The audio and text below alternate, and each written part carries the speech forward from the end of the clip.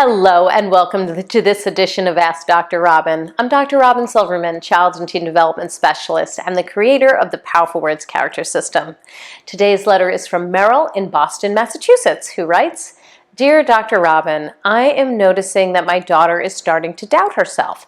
She was so full of confidence, and now at 8 years old, she just doesn't seem to be sure of herself. She's even starting to opt out of certain activities and says things like, 'I'm not smart enough.' I see no such problem with my son, who's only 18 months older. So what can we do to help our daughter?"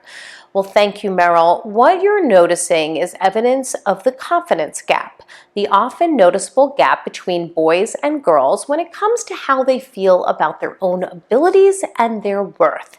As girls go through elementary school and certainly middle school, the confidence gap becomes more prominent. In fact, in a study out of the University of Illinois, researchers found that girls as young as age 6 living in the United States are less likely than boys to believe that their own gender is really smart. This finding is not unique. A global study by the Organization of Economic Cooperation and Development found that especially in the areas of math and science, girls lack self-confidence, which may discourage them from pursuing careers in science, technology, engineering, and math, STEM.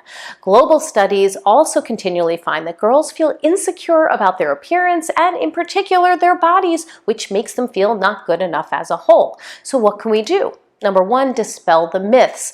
Obviously, there are really smart girls as well as boys. Gender has nothing to do with it. Introduce your children, both boys and girls, to bright men and women who are making strides in their fields. Read about both men and women who have invented and discovered and made a contribution to our world.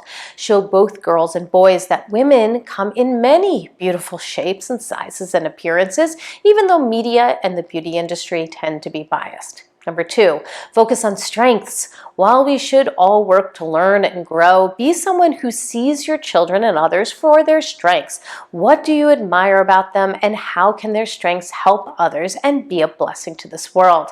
Remember to see your own strengths as well. Show them the evidence. Number three, when our children, whether they're boys or girls, think they can't, remind them of the time that they did. Highlight the moments when they triumphed over fear or negative thoughts and found their footing. That's all the time we have for today. Please continue to send in your questions and it may be featured next time. In the meantime, I hope you make it a very powerful month. Thank you, everyone.